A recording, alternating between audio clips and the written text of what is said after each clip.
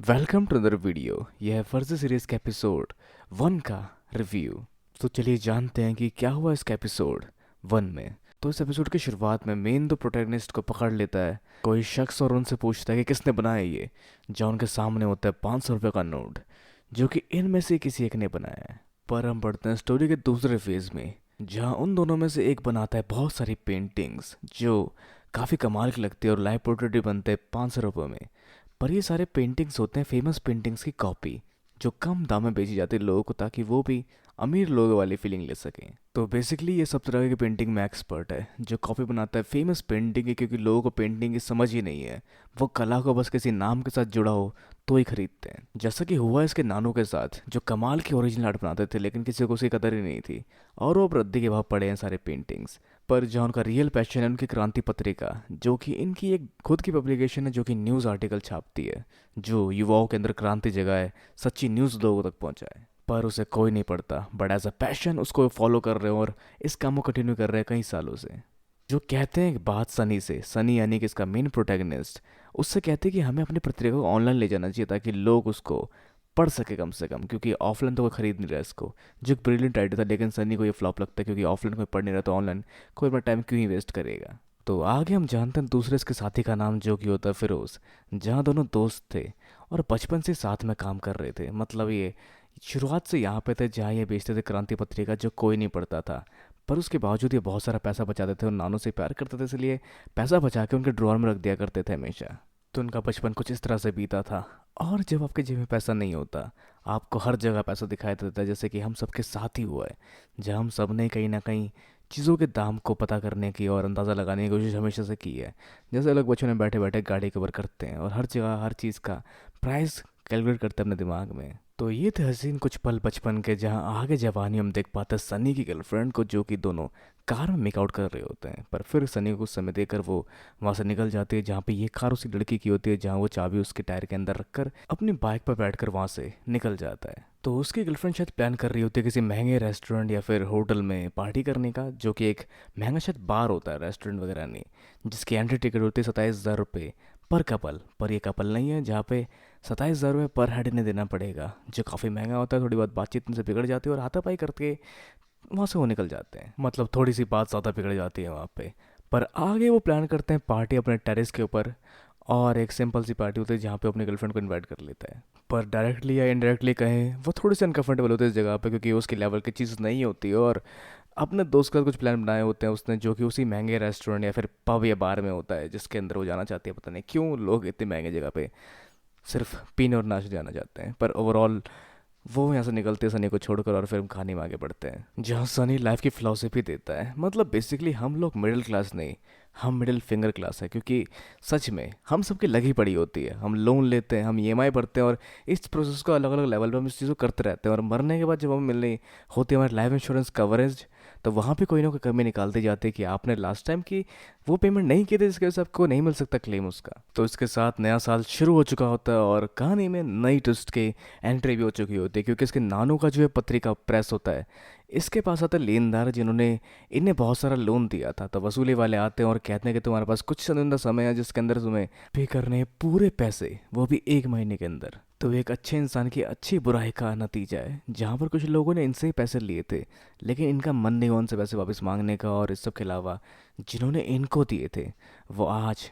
मांगने आए उनके पूरे पैसे। तो इनकी क्रांति ने क्रांति पत्रिका को डुबो दिया, जैसा कि जानते हैं और मानते भी हैं। और इन्हें चीज़ का अफसोस नहीं कि ये डूबने वाले हैं, पर उन लोगों का क्या जिन्होंने इन पे भरोसा किया था, जो बाहर खड़े हैं, जिनकी चिंता इन्हें होती है और ये अपना आखिरी एडिटोरियल लिखने जा रहे होते हैं क्रांति पत्रिका के साथ। तो ये दोनों उन लीडर से बात करने जाते हैं ताकि ये क्रांति पत्रिका के लिए कुछ और समय मांग सके उनसे। जहाँ वो बात करने जाते हैं और चाहते हैं कि अपने स्ट्रगल और नानू के बारे में ये डीपली बता कर उन्हें इमोशनली कन्विंस कर सके, जहाँ फिरोज ट्राई करता है इमोशनल एंगल और मतलब कनेक्शन इनका और क्रांति पत्रिका का, जहाँ पर उसे वो चाय पीने पीने के लिए कहते हैं और ये बेवकूफ़ की तरह पीना शुरू कर देता है, जो एंगल बिल्कुल फ़नी नहीं लगता है, बिल्कुल फ्रस्ट्रेटिंग लगता है, जैसे कि हमारा कोई फ्रस्ट्रेटिंग दोस्त ऐसा कर रहा हो, पर उसे हम छोड़ भी नहीं सकते क्योंकि हमारा दोस्त होता है। पर ओवरऑल ये नहीं मानते इस कन्वेंशन के साथ, क्योंकि इमोशन की वजह से इन्होंने इतना टाइम दिया था उन्हें, अब समय पैसा मांगने का तो धंधे का टाइम है, जहाँ पर इनके अलावा इनका बेटा इस चीज़ को ज़्यादा फोर्स करके बोलता है इन्हें। अब भले इनके नाना के इसके पापा के ऊपर भी एहसान रहे हो उनके बिजनेस सेटअप करने को लेकर, लेकिन ओवरऑल इन्हें मिलता है सिर्फ 1 महीने का टाइम, जिसके अंदर इन्हें ये पैसा चुकाना है। अब वैसे तो सनी के नानू दिखाते नहीं, लेकिन अंदर से वो टूट चुके होते हैं, जहाँ अपने आखिरी एडिटोरियल में भी ऐसा कुछ लिखते हैं कि ये अंत था क्रांति का, जहाँ लिखा ये होता है कि बगावत और क्रांति में सिर्फ इतना ही फर्क होता है कि जो हार गए वो बगावत कहलाई गई और जो जीत गए वो क्रांति कहलाई गई। और अगली पंक्ति, लेकिन सच्चाई यह है कि इतिहास जीतने वाले लिखते हैं, इसलिए हमारी क्रांति दुनिया की बगावतों में कहीं खो जाएगी। तो इन्हें कुछ भी करके इस चीज़ से बाहर निकलना है। जहाँ अनीस इनका एक दोस्त होता है जिसको घुसाने की सोच रहे होते हैं, लेकिन उसके सारे हरकतें इलीगल होते हैं, जहाँ ये फंस सकते हैं उसके साथ टाई अप करके। तो ओवरऑल इनके पास कोई सलाह तरीका नहीं होता और पैसे वैसे जोड़ जाड़ कर भी इतने हो नहीं पाते कि ये बचा सके क्रांति पत्रिका को। तो उन्हें मदद लेनी पड़ती है अनीस की, जहाँ पे बताता है कि इनके पास एक तरीका, क्योंकि एक आर्टिस्ट है और एक बंदा है मार्केट में जो कि जो भी कोई चीज़ नहीं आती है उसकी फर्स्ट कॉपी बनाने में एकदम एक्सपर्ट है, मतलब फर्जीवाड़ा में काफ़ी अव्वल है, जो इस तरह से अपने पैसे कमाता है, जिससे मिलाने ले जाता है इसको और फिरोज मिलता है उन लोगों से जो बताते हैं कि गेम क्वांटिटी का है, जितना तुम काम करके दोगे उतना तुम्हें काम मिलेगा। पर यहाँ सनी जो काफ़ी तक डरा होता है कि क्या किया जाए आगे, फिर कोई रास्ता उसके पास नहीं होता, वो ड्रॉ कर रहा होता है एक पेपर के ऊपर एक नोट। अब क्योंकि इनकी लगी पड़ी है, जहाँ फिरोज इसका विरोध करता है कि हम नोट नहीं बनाएंगे, पर जैसा नहीं कहता है कि डिज़ाइन का एक्सपर्ट कौन है और प्रिंट एक्सपर्ट कौन है, जहाँ दोनों साथ मिलकर चीज़ों कर सकते हैं और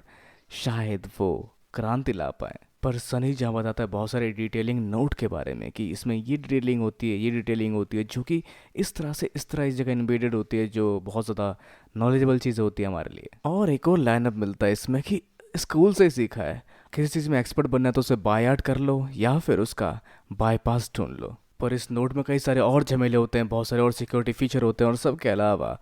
इसके बाद जो उन्हें करना होता है वो बनाना होता है डाई, जिसके लिए इन्हें एक ही चीज़ को 3-4 बार करना पड़ता है, अलग अलग उसमें प्रोसेसिंग होती है, जिसके बाद बन के सामने आती है इनकी डाई, जिसके थ्रू प्रिंट होती है नोट। और ये प्रिंटर इनका पुराना होता है, जिसके लिए इन्हें ज़्यादा मेहनत करनी पड़ती है, प्रिंट क्लीन और रिपीट, क्योंकि प्रिंटर काफ़ी पुराना है, एक बारी में एक कलर प्रिंट निकाल सकता है, जिसकी वजह से इन्हें काफ़ी मेहनत करनी पड़ती है। पर नोट बनाने की खुशी में ये मेहनत बिल्कुल भी नहीं दिखती, और सिक्योरिटी फीचर्स लगा के और इनमें नंबर प्रिंट करके, जहाँ पे एक एक चीज़ इस बारीकी से दिखाई जाती है कि लगता है सच में कि ये लोग नोट बनाने में कामयाब हुए हैं, और जो नोट आखिर बन के आए ये इन्होंने ही सच में बनाया होगा। और आखिर में इस नोट को दबाना पड़ता है चाय में, ताकि कि कुछ फीलिंग से आ जाए चाय से इस नोट में नोट वाली। और फिर आखिरी टास्क था इस नोट को चलाना, जहाँ पे नोट चलाता है दुकान में और दुकानदार पकड़ लेता है कि नोट असली तो नहीं लग रहा, और इनको पकड़ने लग जाता है और बहुत सारे लोग इनके पीछे पड़ जाते हैं, और ये समझ पाते हैं कि इनका नोट अभी परफेक्ट नहीं बना, इसमें अभी भी कमी और लोगों को कमी पहचान सकते हैं। तो आगे नेपाल की तरफ देख पाते हैं कुछ आवाजाही,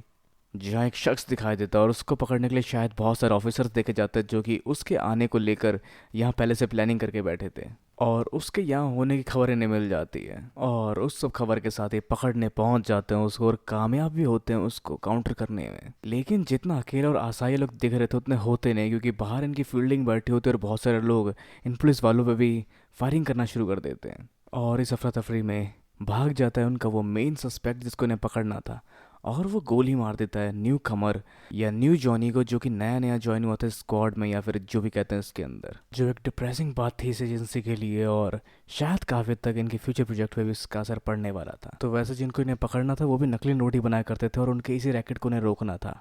पर इस सब के अलावा सनिया लग चुका है पूरे जुनून से ढूंढने में नकली परफेक्ट नकली नोट, जहाँ वो समझ पाता है कि कमी इनके नोट में थी इसकी छुअन, जो छूने में इतना तगड़ा नहीं लग रहा था, जिसके वजह से ये ढूंढते पेपर्स हर जगह छू छू के कि कौन सा लग सकता है इस नोट की तरह, और बहुत सारे तरह के पेजेस को छू कर और फील करने के बाद इन्हें आखिर में मिलता है एक ऐसा पेज जो कि इनके उस नोट के लिए सूटेबल हो सकता है। तो फिर दोबारा शुरू होती है इनकी प्लानिंग कि कैसे इन्हें बनाना है वो नोट जो एकदम परफेक्ट लगे। तो इस बार ये बनाएंगे सैंडविच नोट, जहाँ पर 2 हिस्से जोड़कर ये बनाएंगे पूरा एक नोट, जिसके लिए बहुत सारी तरह की प्लानिंग ये लोग करते हैं और आखिर में कामयाब होते बनाने में वो नोट, जिसमें बहुत सारी चीज़ों का यूज़ करके फाइनली बना पाते हैं वो नोट। तो आखिर में परीक्षा की घड़ी कि क्या ये वो कर सकते हैं, जहाँ लेने जाते दोबारा दारू, और इस बार वो नहीं पकड़ता इसका हाथ और ये सक्सेसफुली चला पाते इस नोट को। तो एट द एंड ये बनाने में कामयाब हुए एक नकली नोट। तो इसके एंड में हम देख पाते हैं उस शख्स को जिसके हाथ में होता है इनका वो नकली नोट, और ये कहता है ये तुम्हारा है, और ये इन दोनों में से को मरवाने की बात करता है, मतलब सनी को छोड़ के फिरोज़ को मरवा देने की बात करता है। और उसके साथ गोली चलती है और शायद फिरोज़